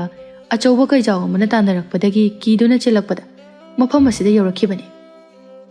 ꯅꯨꯄꯥ ꯑꯗꯨꯅ ꯆꯤꯡꯅꯅ ꯂꯩꯔꯥꯡꯗ ꯃꯨꯟꯅ ꯌꯦꯡꯂꯛꯂꯝꯃꯤ ꯈꯣꯡꯗꯒꯤꯅ ꯇꯣꯟ ꯐꯥꯎꯕ ꯃꯨꯟꯅ ꯌꯦꯡꯂꯕ ꯃꯇꯨꯡꯗ ꯐꯠ ꯆꯪꯁꯤꯜꯂꯛꯇꯨꯅ ꯅꯨꯄꯤ ꯀꯗꯥꯏ ꯅꯪꯒꯤ ꯅꯈꯨꯠ ꯑꯗꯨ ꯄꯤꯔꯛꯎ ꯂꯩꯔꯥꯡꯅ ꯃꯈꯨꯠ ꯑꯗꯨ ꯄꯤꯔꯝꯃꯤ ꯅꯨꯄꯥ ꯑꯗꯨꯅ ꯃꯈꯨꯠ ꯑꯗꯨ ꯃꯨꯟꯗꯨꯅ ꯌꯦꯡꯖꯔꯒ ꯀꯗꯥꯏ ꯑꯩꯉꯣꯟꯗ ꯍꯥ ꯍꯥ ꯍꯥꯏꯗꯨꯅ ꯑꯃꯨꯛꯇ ꯀꯥꯝꯂꯛꯎ ꯅꯨꯄꯤ ꯂꯩꯔꯥꯡ ꯃꯣꯃꯣꯟ ꯅꯣꯛꯁꯤꯟꯅꯔꯒ ꯅꯨꯄꯥ ꯅꯪꯒꯤ ꯆꯤꯡꯅꯕꯗꯨ ꯂꯦꯞꯄꯨ ꯑꯩ ꯁꯛꯈꯪꯗꯕ ꯅꯨꯄꯥ ꯑꯁꯤꯒꯤ ꯆꯤꯟꯖꯥꯛ ꯆꯥꯗꯤꯌꯦ ꯑꯗꯨꯕꯨ ꯅꯨꯄꯥ ꯑꯗꯨꯅ ꯂꯩꯔꯥꯡꯒꯤ ꯋꯥꯐꯝ ꯑꯗꯨ ꯀꯟꯊꯣꯛꯂꯒ ꯈꯣꯟꯖꯦꯜ ꯍꯧꯅ ꯍꯦ ꯅꯪ ꯑꯩꯅ ꯍꯥꯏꯔꯤꯕ ꯋꯥꯐꯝ ꯑꯁꯤ ꯇꯥꯕ꯭ꯔꯥ ꯌꯥꯝ ꯊꯨꯅ ꯁꯣꯔ ꯀꯥꯝꯊꯣꯔꯛꯎ ꯂꯩꯔꯥꯡ ꯃꯁꯥꯗꯨ ꯄꯥꯈꯠꯅ ꯁꯣꯔ ꯑꯗꯨ ꯑꯍꯨꯝꯂꯛ ꯀꯥꯝꯊꯣꯔꯛꯏ ꯁꯣꯝꯗ ꯂꯦꯝꯕ ꯑꯁꯦꯡꯕ ꯑꯗꯨ ꯈꯪꯈꯤꯒꯗ꯭ꯔꯥ ꯍꯥꯏꯗꯨꯅ ꯄꯥꯈꯠꯂꯤ ꯅꯨꯄꯥ ꯑꯗꯨꯅ ꯁꯣꯔ ꯃꯅꯝ ꯑꯗꯨ ꯃꯈꯨꯠꯅ ꯆꯪꯁꯤꯟꯗꯨꯅ ꯅꯝꯂꯒ ꯃꯗꯨꯒꯤ ꯃꯇꯨꯡꯗ ꯃꯆꯤꯜ ꯑꯗꯨ ꯐꯩꯅ ꯆꯤꯡꯗꯨꯅ ꯅꯣꯛꯇꯨꯅ ꯑꯣ ꯅꯪ ꯑꯩꯅ ꯍꯥꯏꯕꯁꯤꯃꯗꯤ ꯏꯟꯕ ꯑꯣꯏꯔꯦꯀꯣ ꯋꯥꯗꯨ ꯇꯥꯕꯗ ꯂꯦꯝꯕ ꯑꯃꯗꯤ ꯂꯩꯔꯥꯡ ꯅꯦ ꯍꯦꯛ ꯇꯥꯕꯒꯨꯝꯅ ꯁꯣꯔ ꯑꯗꯨ ꯁꯥꯡꯅ ꯍꯣꯟꯗꯣꯔꯛꯏ ꯅꯨꯄꯥ ꯑꯗꯨꯅ ꯂꯦꯝꯕꯗ ꯌꯦꯡꯂꯒ ꯍꯧꯖꯤꯛꯇꯤ ꯅꯍꯥꯛ ꯆꯠꯈꯤꯕ ꯌꯥꯔꯅꯤ ꯃꯐꯝ ꯑꯁꯤꯗ ꯀꯨꯏꯅ ꯁꯥꯡꯅ ꯂꯩꯊꯔꯒꯅꯨ ꯊꯨꯅ ꯆꯠꯈ꯭ꯔꯣ ꯂꯦꯝꯕ ꯇꯧꯔꯤꯕ ꯃꯃꯤꯠꯇ ꯎꯔꯤꯕ ꯀꯌꯥꯁꯤꯡ ꯑꯗꯣ ꯂꯩꯔꯥꯡꯗ ꯃꯔꯝ ꯌꯥꯝꯅ ꯍꯪꯖꯅꯤꯡꯕꯅꯤ ꯑꯗꯨꯕꯨ ꯎꯄꯥꯏꯗꯤ ꯂꯩꯔꯝꯗꯦ ꯂꯩꯔꯥꯡꯅ ꯅꯨꯄꯥ ꯃꯍꯥꯛ ꯑꯁꯦ ꯏꯁꯤꯡ ꯈꯖꯤꯛꯇ ꯄꯤꯕꯤꯌꯨ ꯍꯥꯏꯅꯁꯨ ꯅꯤꯔꯝꯕꯅꯤ ꯑꯩ ꯏꯃꯨꯡꯗꯒꯤ ꯈꯖꯤꯛꯇ ꯂꯧꯊꯣꯛꯇꯨꯅ ꯃꯥꯒꯤ ꯆꯥꯛ ꯆꯥꯕꯗ ꯊꯛꯅꯅꯕ ꯈꯖꯤꯛꯇ ꯄꯤꯕꯤꯈꯤꯒꯦ ꯅꯨꯄꯥ ꯑꯗꯨꯅ ꯃꯅꯥꯇꯣꯟꯒꯁꯨ ꯁꯨꯛꯇꯣꯛꯂꯒ ꯁꯠꯁꯠꯄꯤꯈꯣ ꯑꯗꯨꯒ ꯆꯠꯍꯟꯈꯣ ꯂꯩꯔꯥꯡ ꯆꯥꯛꯈꯨꯝꯂꯣꯝꯗ ꯆꯪꯈꯤꯔꯝꯃꯤ ꯑꯗꯨꯒ ꯏꯁꯤꯡꯅ ꯄꯤꯛ ꯊꯟꯅ ꯌꯥꯎꯕ ꯂꯤꯛꯂꯤꯒꯤ ꯄꯥꯇ꯭ꯔ ꯑꯃ ꯂꯦꯝꯕꯗ ꯄꯤꯔꯛꯂꯝꯃꯤ ꯑꯗꯨꯒ ꯎꯄꯥꯏ ꯂꯩꯖꯗ꯭ꯔꯕ ꯑꯃꯒꯨꯝ ꯂꯣꯟꯅ ꯌꯦꯡꯂꯛꯂꯝꯃꯤ ꯍꯪꯅꯤꯡꯉꯤ ꯋꯥꯍꯪ ꯂꯤꯁꯤꯡ ꯑꯗꯨꯕꯨ ꯅꯤꯡꯉꯝꯗꯅ ꯇꯥꯔꯤꯕ ꯁꯛꯐꯝ ꯑꯗꯨ ꯃꯤꯀꯨꯞ ꯑꯃ ꯐꯥꯅ ꯌꯦꯡꯕ ꯅꯪꯗ꯭ꯔꯤꯉꯩ ꯅꯨꯄꯥ ꯑꯗꯨꯅ ꯌꯥꯝꯅ ꯁꯥꯎꯅ ꯊꯣꯡ ꯑꯗꯨ ꯒꯝꯂꯥꯎꯅ ꯂꯣꯟꯁꯤꯟꯈꯤꯔꯝꯃꯤ ꯂꯦꯝꯕ ꯌꯨꯝ ꯑꯗꯨꯗ ꯉꯥꯏꯍꯥꯛ ꯌꯦꯡꯂꯝꯂꯒ ꯑꯗꯨꯃꯛ ꯇꯨꯔꯦꯜ ꯇꯝꯅ ꯂꯥꯛꯂꯝꯃꯤ ꯊꯣꯏꯍꯦꯟꯒꯤ ꯁꯒꯣꯜ ꯑꯗꯨꯁꯨ ꯍꯟꯗꯛꯃꯨꯛꯇꯤ ꯃꯥꯡꯈꯤꯗꯅꯕ ꯍꯥꯏꯗꯨꯅ ꯎꯖꯥꯎ ꯑꯃꯗ ꯀꯤꯁꯤꯟꯗꯨꯅ ꯊꯝꯂꯤ ꯑꯗꯨꯒ ꯃꯈꯥ ꯇꯥꯅ ꯉꯥ ꯑꯗꯨ ꯐꯥꯕ ꯍꯧꯔꯝꯃꯤ ꯇꯨꯔꯦꯜ ꯑꯗꯨ ꯉꯥ ꯌꯥꯝꯅ ꯍꯣꯡꯕꯅ ꯈꯣꯏ ꯑꯗꯨ ꯊꯥꯛꯂꯤꯕ ꯈꯨꯗꯤꯡꯒꯤ ꯉꯥꯖꯥꯎ ꯀꯌా ꯑꯃ ꯂꯛꯂꯝꯃꯤ ꯃꯤꯀꯨꯞ ꯈꯔꯒꯤ ꯃꯇꯨꯡꯗꯗꯤ ꯂꯦꯝꯕꯁꯨ ꯑꯌꯨꯛꯇꯒꯤ ꯀꯔꯤꯁꯨ ꯆꯥꯔꯛꯇꯕꯅ ꯃꯔꯝ ꯑꯣꯏꯔꯒ ꯆꯥꯛ ꯂꯥꯝꯕꯅ ꯃꯕꯨꯛ ꯑꯗꯨ ꯈꯣꯡꯕ ꯍꯧꯔꯛꯂꯤ ꯏꯁꯤꯡ ꯑꯗꯨ ꯊꯛꯀꯦ ꯍꯥꯏꯗꯨꯅ ꯂꯤꯛꯂꯤ ꯃꯈꯨꯝ ꯍꯥꯡꯇꯣꯛꯇꯨꯅ ꯊꯝꯂꯝꯃꯤ ꯑꯗꯨꯒ ꯏꯁꯤꯡ ꯑꯗꯨꯕꯨ ꯊꯛꯂꯝꯃꯤ ꯊꯛꯄ ꯂꯣꯏꯔꯒ ꯃꯈꯨꯝ ꯈꯨꯝꯖꯤꯟꯒꯦ ꯍꯥꯏꯗꯨꯅ ꯇꯧꯔꯤꯉꯩ ꯂꯤꯛꯂꯤ ꯑꯗꯨꯒꯤ ꯃꯈꯨꯝ ꯃꯅꯨꯡꯗ ꯁꯅꯥ ꯃꯆꯨꯒꯤ ꯐꯖꯔꯕ ꯃꯃꯜ ꯇꯥꯡꯕ ꯑꯇꯥꯡꯕ ꯈꯨꯗꯣꯞ ꯑꯃ ꯅꯞꯁꯤꯟꯗꯨꯅ ꯌꯥꯎꯔꯝꯃꯤ ꯑꯗꯨꯒ ꯌꯥꯝꯅ ꯄꯤꯛꯄ ꯆꯦꯆꯦꯠ ꯑꯃꯁꯨ ꯈꯨꯗꯣꯞ ꯑꯗꯨꯗ ꯃꯔꯤ ꯌꯦꯠꯁꯤꯟꯗꯨꯅ ꯌꯥꯎꯔꯤꯕꯗꯨ ꯎꯕꯗ ꯊꯤꯟꯊꯕ ꯇꯧꯗ ꯐꯥꯛꯇꯣꯛꯇꯨꯅ ꯌꯦꯡꯂꯝꯃꯤ ꯁꯛꯈꯪꯗꯕ ꯅꯍꯥꯛꯀꯤ ꯃꯤꯠꯌꯦꯡꯒꯤ ꯑꯥꯔꯊꯗꯣ ꯑꯩ ꯈꯪꯖꯩ ꯑꯩꯒꯤ ꯃꯔꯝꯗ ꯈꯪꯅꯤꯡꯂꯤꯕꯗꯣ ꯍꯌꯦꯡ ꯑꯌꯨꯛ ꯑꯉꯟꯕꯗ ꯑꯩꯒꯤ ꯏꯅꯥꯛꯇ ꯂꯥꯛꯄꯤꯌꯨ ꯑꯗꯨꯒ ꯈꯨꯗꯣꯞ ꯑꯗꯨꯅ ꯑꯩꯅ ꯆꯥꯈꯤꯕ ꯅꯪꯒꯤ ꯆꯥꯛ ꯑꯗꯨꯒꯤ ꯃꯃꯜꯅꯤ ꯍꯥꯏꯅ ꯈꯟꯕꯤꯒꯅꯨ ꯅꯪꯒꯤ ꯑꯋꯥꯠ ꯑꯄꯥꯗ ꯁꯤꯖꯤꯟꯅꯅꯕ ꯑꯩꯅ ꯄꯤꯕꯅꯤ ꯁꯣꯏꯗꯅ ꯂꯥꯛꯄꯤꯌꯨ ꯋꯥꯍꯩꯁꯤꯡ ꯑꯁꯤ ꯄꯥꯔꯒ ꯀꯔꯤꯒꯤꯅꯣ ꯈꯪꯗꯦ ꯂꯦꯝꯕ ꯃꯁꯥ ꯑꯗꯨ ꯍꯥꯏꯐꯝ ꯇꯧꯐꯝ ꯈꯪꯗꯕ ꯂꯥꯡꯇꯛꯅꯕ ꯍꯥꯏꯕꯗꯨ ꯑꯣꯏꯔꯦ ꯅꯨꯄꯤ ꯑꯗꯨꯅ ꯀꯅꯥ ꯑꯗꯨꯒ ꯅꯨꯄꯥ ꯑꯗꯨꯅ ꯀꯅꯥ ꯃꯈꯣꯏ ꯑꯅꯤꯒꯤ ꯃꯔꯛꯇ ꯂꯩꯅꯔꯤꯕ ꯃꯔꯤ ꯑꯗꯨꯅ ꯀꯔꯤ ꯃꯇꯩ ꯃꯅꯥꯎꯒꯤ ꯃꯑꯣꯡꯁꯨ ꯇꯧꯕ ꯑꯗꯨꯒ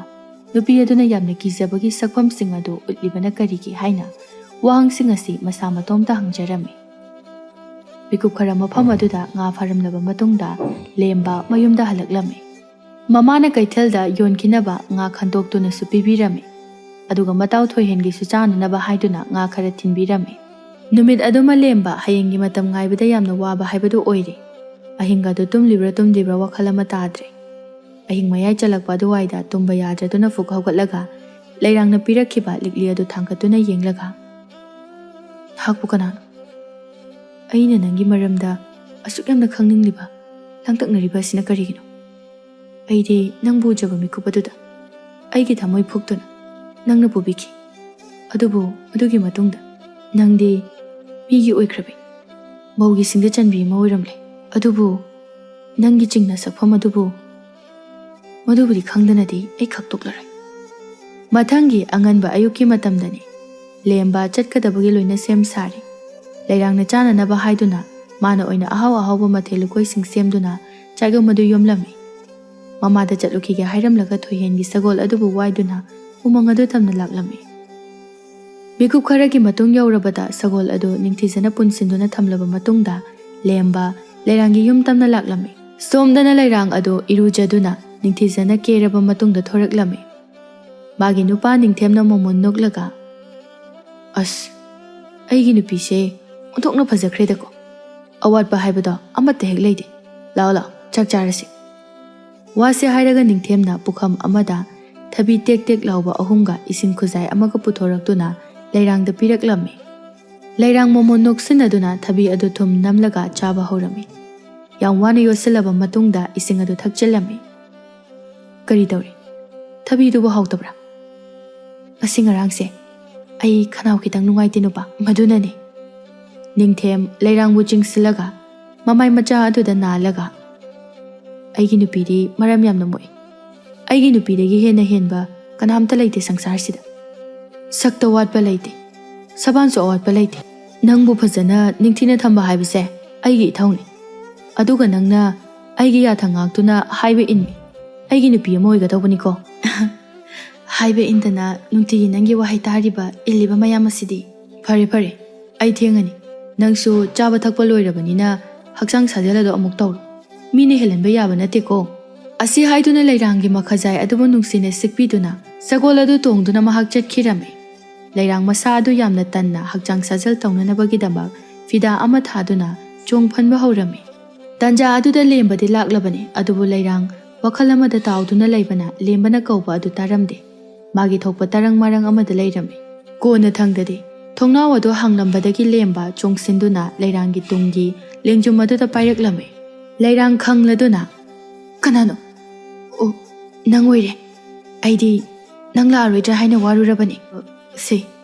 ꯅꯪꯒꯤꯗꯃꯛ ꯆꯥꯅꯅꯕ ꯍꯥꯏꯗꯨꯅ ꯄꯨꯔꯛꯂꯤꯕꯅꯤ." ꯂꯩꯔꯥꯡ ꯆꯥꯛꯌꯣꯝ ꯑꯗꯨ ꯃꯨꯜꯂꯒ ꯐꯪꯖꯗꯕ ꯑꯃꯒꯨꯝꯅ ꯆꯥꯔꯝꯃꯤ꯫ ꯐꯨꯜ ꯑꯗꯨꯅ ꯏꯛ ꯏꯛ ꯇꯧꯕ ꯍꯧꯔꯛꯂꯝꯃꯤ꯫ ꯃꯇꯧ ꯑꯗꯨꯗ ꯂꯦꯝꯕ ꯄꯥꯈꯠꯅ ꯆꯥꯛꯈꯨꯝꯗꯒꯤ ꯏꯁꯤꯡ ꯈꯔ ꯂꯧꯔꯨꯔꯒ ꯂꯩꯔꯥꯡꯗ ꯄꯤꯊꯛꯄꯤꯔꯝꯃꯤ꯫ ꯂꯩꯔꯥꯡ ꯏꯁꯤꯡ ꯑꯗꯨ ꯅꯪꯍꯧꯔꯔꯣꯏ ꯃꯇꯥꯒꯨꯝ ꯊꯛꯆꯤꯜꯂꯝꯃꯤ꯫ ꯃꯕꯨꯛꯅꯤꯡ ꯅꯨꯡꯁꯤꯗꯨꯅ ꯁꯨꯠ ꯁꯨꯠ ꯇꯧꯅ ꯀꯞꯄꯁꯨ ꯍꯧꯔꯛꯏ꯫ ꯂꯦꯝꯕ ꯂꯩꯔꯥꯡꯒꯤ ꯈꯖꯥꯏꯗ ꯄꯛꯂꯤꯕ ꯆꯥꯛ ꯃꯔꯨ ꯑꯗꯨ ꯂꯧꯊꯣꯛꯄꯤꯔꯝꯃꯤ꯫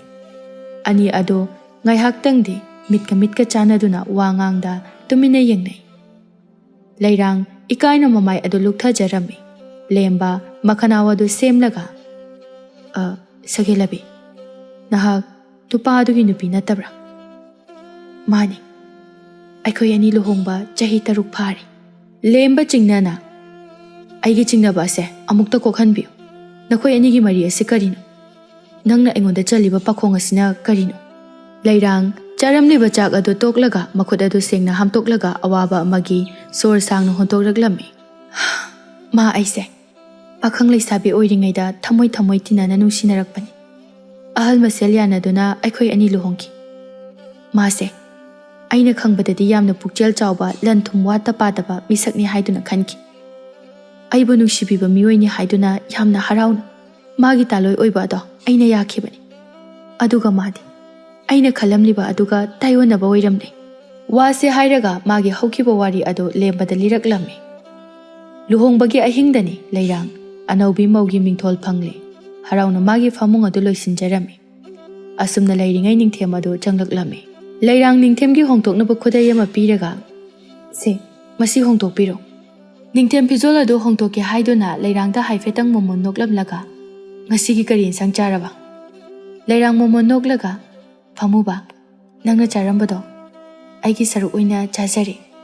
Wase hairam laga ningthem adu mangmagi pamungda kakhatuna tumkhirami Leirang sukari sukhanjindana ningthem wara male khanduna adumak hipthakirami Mathangi anganba ayuki matamdani Leirang na tumba hokalakpa matamda ningthem adu leiramde Madi kai sakrabazano Asi haiduna pamungdagi kumtharaktuna koithi thirami Tanja aduda tungdagi ningthemna Leiranggi mamit adu khumjilaklami Aima ngawraba nangbo ayung ngadasida ikhade khaladana Ningthem noklaga Leirangbu chetna konsilaga Nusibi nangse onthokna nusigre Murti oina latuna inakta lengdana thamne chalo loisiluru Kaino kai jatoino Aina aikhoi ani luhonglaba matungda Nangonda karigumba ma utke haibado ado ngasi ase aigi nungairaba numitni numit asida uthawrage tawbane Adidi nupa ngahak ngairamuko ai phajana loisilaga thoragi Wase hairaga changkhirami mikup kharagi matungda Leirang ado hangama palma chugi fizol loina setuna ningthijana kiraga thoraklami Ningthem harauna Nangse aigi nupi oirabasu yengbagi penbadi naidi Aigi oiraba sifawba pakhatpa dumuk phawi Wase hairaga Leirangbu khut sambiduna ani ado punna umangtamna laklami Mikup kharagi matung yaurabada sagol adudagi Leirangbu ningthemna thangthabirami Fajaraba pak chawraba yumjaw adu ubada Leirang harauna As nangdi sidi karam kanda sariba nupa sidi yam phajayi Asi haiduna yumjaw adugi akoiba adu chattuna yengjarami aduga punna yum adugi manungda changlaklami Yum adugi mafam khuding changduna yengjarami Ningthemna Lao Chakhumda changduna ayuki kari karinu khara chawrasi Asi haiduna anidu chakhum tamna changlaklami Ningthemna Nupi nangi mito ushilo Kari insangbu pizadoino Yamna maru oiba Yamna ahawba makhalgi mathelaba Sisi usinjarage Ningthemna chakhum aduda hana semduna thamlaba thabi ahingba khara adu puthoktuna Leirangda inbiraklami Mahaw adu thabi ni khanglabada Leirang wanthaba makhai noglaga Thabi sigida maktaro Nangna asuk sanglaba lambi asida puraktuna mitka uisil halise Ningthem sawrangnana Adumna haigano Masina ngasidagi nangi jinjak oiragadabani Leirang ningthemgi pambomda bom launa khupakna tapna oina boilakpoi tharaga Nangsina phagida tawle aibo ngangmu chadawna Ningthem Leirangbu chetna konsilaga maya chiksilaga Nangse aigi oirabani Atopa kanagisu oiba yaroi Aduga aigi taloi oirabina hakti matam chuppada kuchu sengbi Sawong sabanda awatpa leitana lehengadabani Aduga nasaksu Atopa miyoidagi hena helhengadabani Nangondagi hena henba kanasu lehenba yaroi Aduna ngasi haiba numit asidagi Nangi nongmagi ayuksu numidangsu Thabiga isingadagi hena chaba thakpa amata yaroi Aduga yum masida Atopa miyoi lakpada Nangna aina si pijay asumna pijay haina hek palamba khanghalamba taragadi Nangi na punsi ado mangjage tani Aduga aroibada nungti numit khudengi hakchang sajil su tawgadabani Leirang wafamsing adu tarabada pungak hek ngakre Mamit adu langthoktuna nokningda noglaga Nupa Nangi sibu aibu karimnariba haibadura Natraga aibu laknaribra Ningthem Wada tabada sauna khonjel hauna lakhalaklaga Nang aina ngasaidagi ngangliba pumnamak asi phagi oina ubra Ha Thabi adu charabadi nangi kuchu phajana unsa khuijindana ningthina thothot launa thamnanabani Aduga hakchang sajaladuna nangi fibam murti phajana thamnanabani Madu oirabadi noikhalaroi Masingakna chatkadabani Se thabi si jaw Ase haiduna insillami Leirang khudak aduda honglakliba ningthemgi lamchat aduda ngakpusu phawri Laisaringai tawramba aduga luhonglaba matamda tawramliba asiga pungon olamba asida masa adu haifam tawpham khangdana wari Wari liba loirakpada Leirang makhol thokna kaplaga Luhongba hek nonganbidagi hauna mafam asida ai thabi amadi ising chaduna thaktuna lelakhibani Mana nungtigi chathokiba chak chaningduna koithi thiki adubu phangkidi Nungti numit khudingi Ai thamoi sokna kapchaki Adubu aigi awaba ningamdabagi Kapchabagi makhol ase Kanana sa tabiki Subnataki Nahak khaktani Adubu saghelabi Noigi ima babung amadi nanem nakudi nangbu karisu thiraktabra. Aina mafam asida nungaina leiri. Yumjaw asida punsigi leirani. Atopa mafamda sunglai leiroi haiduna aigi nupana makhoida minamki. Aduga makhoi mari maksu mafam asida nongma laki. Aigi mapal thongi momon nokpa sak phajaba amadi fizol ningthina setpa asi uraga makhoigi wakhalda yamna nungaina lei haibagi wakhalda pukre. Maram asina amuk hana aibu unaba lakpikhidre. Nangi nupana nangbo asumna thamliba kari maramgino. Mana angang oirikanda thamoi sengna nungsijaba adubo atopa nupada mayum pantokhiba nupi amakhak lei. Mangonda singnaba oina aibu mana helhanba yaroi haiduna aingonda oina angawba magum tainaki. Tha amada mana aibu mapanda amuk khaktamak puthokpi. Adusu nupi adugi mitmangda aigi nupini heli haiba unanabagidam aise magi sanapot laiphatibigumna sizinabi. Tasengna hairabada ma ai asukuna luhongduna laiminarakliba ase ngasi phaw yumbanbagi mari thamlaktre. Masigi maramdi angang poklabadi aigi phibam ase thijalakani haibagidamaktani. Masibo hongnabro aigi punsi ase asumna hingba khangba ngamlaktabasu e. Aduna ai itomda siningi ase haiduna lairang thamoi sokna kapcharai. Lemba leirangi makhut adubu chetna pai aduga mapi adu taithokpiraga natomta sijaba haibase khwaidagi phattaba papki masakni. Madugi saru aiga punna hingminarase ai nangidamak lepa ngamgani. Wadu tabada lairang kaplambadagi chap leptuna nupa aduda yenglaklaga madu oithokla. Nang ningthemase araiba miyoini haina khanganu yamna sathiba yamna phattaba misakni. Aigi maramna nangi punsi mangbadi ai khak pamde. Aduga amaromdana ai simau miyam mamangda saki oiduna luhongkhrabi. Nangdi icham chamjaba pakhangni mado oithokpa khak yaroi. Lembasu hanba kauba laite lao aigi tung inaro chamjarabi nangina punsi ada adumna mathong maram khangdana loisinba yam pambai. Ai nangbu yamna nungsi nangbu uruba mikup aduda aina nangbu nungsiba phawjaki. Adubu nangi nupa haina kauba wahai aduna nangse mauni khanglabada thamoi ase kaikhibani. Haujikti nang adoda hairana aigi tung ilo sakhenbi. Lairang haukiba punsi nungtigi kapkiba sing adu ningsinglambi. Ngayak wakal kalaba matungda thauna laina lembagi makhut adubu chetna paisilaklaga chatlasi sakhelaba. Lemba momon noktuna lairangda amuktang nungsina yengjai. Adubu chatlage haiduna anido thong he kanthorakpaga khanghaudana ningthem adu makhoi anigi mitmang maktada leptuna leiramle. Machin adu faitak noklaga khupak haunu khuraga nakhoi anidi nahan makhai nungsi ipakta tawthaminaduna aigi mitmangda lila sanariba oirine ko. Lemba sauna he hinjaba nangbu taibang miro ha nangi asigumba lichat asidi kanana so afabani haina hairo. Tupi amabu nangna hekta pisaningba pijaba tawhaningba tawhamla yaba aikhoi anigi lambi thado masina nangi afaba oigani. Ningthemno makhol hauna noklaga nupi nang aina haiba adu indrena hojiksu matam lai aigi nakta changjaro. Lairang tawfam khangdre makok adu ngawre. Lemba chatkino haibagi matagumna lairangi makhut adu chetna paisilai. Asumna lairingai ningthemna o phare phare nangna mabu yamna nushiri magi tung induna chakragi sinatra phare hojikti aigi ikun khangangi yengu. Wase haiduna magi makhwangda yebliba thangsang adu satoktuna sem saduna lairingai kadomdagino khangde. Mathaktagi mirang amana ningthemgi makokda tasilaklami. Mirang aduna chikpadagidi khanghaude khudak aduda makhong makhut pumba soinaibagumna laimaida tusinkhirami.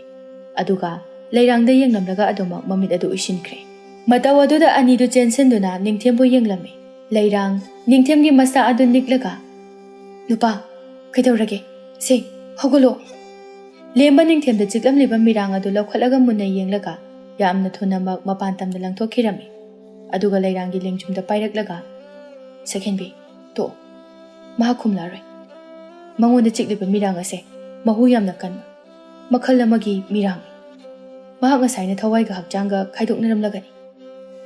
Wada tabada lairang kapcharakhi. Ningthem aduk hakna phattaba miyoidi nate adubu phana phatrabasu mapuroiba kaubanina nungaitabadi phawjarami. ꯁꯣꯝꯗ ꯂꯦꯝꯕꯗꯤ ꯃꯊꯃꯣꯏꯗꯗꯤ ꯅꯤꯡꯊꯦꯝ ꯁꯤꯈꯤꯕ ꯑꯗꯨꯗ ꯍꯔꯥꯎꯖꯔꯝꯃꯤ꯫ ꯈꯨꯗꯛ ꯑꯗꯨꯗ ꯂꯩꯔꯥꯡ ꯑꯃꯗꯤ ꯂꯦꯝꯕꯗꯨ ꯆꯠꯇꯨꯅ ꯌꯨꯝꯒꯤ ꯑꯍꯜ ꯂꯃꯟꯁꯤꯡ ꯀꯧꯔꯨꯔꯕ ꯃꯇꯨꯡꯗ ꯊꯣꯛꯈꯤꯕ ꯊꯧꯗꯣꯛ ꯈꯨꯗꯤꯡꯃꯛ ꯋꯥꯔꯤ ꯑꯣꯏꯅ ꯂꯤꯊꯣꯛꯇꯨꯅ ꯇꯥꯍꯜꯂꯝꯃꯤ꯫ ꯑꯗꯨꯒ ꯑꯁꯤꯕ ꯅꯤꯡꯊꯦꯝꯕꯨ ꯃꯥꯒꯤ ꯇꯧꯒꯗꯕ ꯃꯊꯧ ꯃꯉꯝ ꯈꯨꯗꯤꯡꯃꯛ ꯄꯥꯡꯊꯣꯛꯄꯤꯔꯝꯃꯤ꯫ ꯃꯄꯨꯔꯣꯏꯕ ꯂꯩꯈꯤꯗꯕ ꯀꯨꯏꯗ꯭ꯔꯤꯕꯅ ꯂꯩꯔꯥꯡ ꯑꯃꯗꯤ ꯂꯦꯝꯕ ꯂꯨꯍꯣꯡꯕ ꯌꯥꯗꯕꯅ ꯆꯍꯤ ꯑꯃ ꯌꯩꯊꯣꯛꯄ ꯇꯥꯔꯝꯃꯤ꯫ ꯃꯇꯝꯅ ꯑꯁꯨꯝ ꯍꯧꯖꯤꯟꯈꯤꯕꯅ ꯆꯍꯤ ꯑꯃ ꯃꯄꯨꯡ ꯐꯥꯅ ꯍꯧꯖꯤꯟꯈ꯭ꯔꯦ꯫ ꯀꯨꯏꯅ ꯋꯥꯅ ꯉꯥꯏꯖꯔꯛꯄ ꯑꯅꯤ ꯑꯗꯣ ꯉꯁꯤꯗꯤ ꯃꯤꯌꯥꯝ ꯈꯪꯅ ꯂꯨꯍꯣꯡꯕꯤꯔꯝꯃꯤ꯫ ꯋꯥꯗꯨꯅ ꯂꯩꯔꯝꯕ ꯂꯦꯝꯕꯒꯤ ꯏꯃꯨꯡꯁꯨ ꯍꯧꯖꯤꯛꯇꯤ ꯏꯅꯥꯛ ꯈꯨꯟꯕ ꯑꯐꯕ ꯊꯃꯣꯏ ꯄꯥꯟꯕ ꯂꯩꯔꯥꯡꯒꯤ ꯍꯥꯛꯇꯛꯇꯒꯤ ꯅꯨꯡꯉꯥꯏ ꯌꯥꯏꯐꯅ ꯄꯥꯟꯈꯤꯔꯝꯃꯤ꯫ ꯂꯨꯍꯣꯡꯕꯒꯤ ꯅꯨꯃꯤꯗꯥꯡ ꯑꯗꯨꯗ ꯂꯦꯝꯕꯅ ꯄꯨꯈꯝꯗ ꯊꯕꯤ ꯑꯃ ꯑꯅꯤ ꯁꯣꯏꯔꯒ ꯂꯩꯔꯥꯡꯗ ꯏꯟꯕꯤꯔꯝꯃꯤ꯫ ꯑꯗꯨꯒ ꯃꯣꯃꯣꯟ ꯅꯣꯛꯂꯒ "ꯑꯩꯁꯨ ꯅꯪꯒꯤ ꯍꯥꯟꯅꯒꯤ ꯅꯤꯡꯊꯦꯝꯒꯨꯝꯅ ꯑꯁꯨꯝꯅ ꯇꯧ ꯍꯥꯏꯕ꯭ꯔꯥ?" ꯂꯩꯔꯥꯡ ꯅꯣꯛꯂꯒ ꯂꯦꯝꯕꯒꯤ ꯃꯃꯥꯏꯗ ꯇꯞꯅ ꯈꯨꯄꯥꯛꯅ ꯊꯥꯖꯤꯜꯂꯒ "ꯅꯨꯡꯁꯤꯕ, ꯅꯪꯒ ꯑꯩꯒꯁꯦ ꯉꯟꯅ ꯊꯦꯡꯅꯔꯝꯂꯕꯗꯤ ꯌꯥꯝꯅ ꯅꯨꯡꯉꯥꯏꯔꯝꯒꯅꯤꯀꯣ꯫ ꯍꯧꯖꯤꯛꯇꯤ ꯀꯩꯁꯨ ꯋꯥꯔꯔꯣꯏ꯫ ꯋꯥꯊꯤ ꯇꯧꯔꯅꯨ, ꯑꯍꯤꯡꯁꯦ ꯊꯦꯡꯂꯤ, ꯇꯨꯝꯂꯁꯤ꯫ ꯇꯨꯝꯃꯁꯦꯕ ꯃꯣꯏ ꯄꯥꯕꯨꯡ." ꯃꯣꯏ ꯄꯥꯕꯨꯡ ꯀꯧꯔꯛꯄ ꯑꯗꯨꯗ ꯂꯦꯝꯕꯗꯤ ꯊꯃꯣꯏ ꯄꯨꯕ ꯉꯝꯗ꯭ꯔꯦ꯫ ꯐꯃꯨꯡꯗ ꯗꯣꯝ ꯂꯥꯎꯅ ꯇꯨꯁꯤꯟꯗꯨꯅ ꯋꯥꯟꯊꯕ ꯁꯥꯗꯨꯅ ꯂꯩꯈꯤꯔꯝꯃꯤ꯫ ꯑꯁꯨꯝꯅ ꯂꯩꯔꯥꯡ ꯑꯃꯗꯤ ꯂꯦꯝꯕ ꯅꯨꯡꯉꯥꯏ ꯌꯥꯏꯐꯅ ꯑꯋꯥꯠ ꯑꯄꯥ ꯂꯩꯇꯅ ꯄꯥꯟꯈꯤꯔꯝꯃꯤ꯫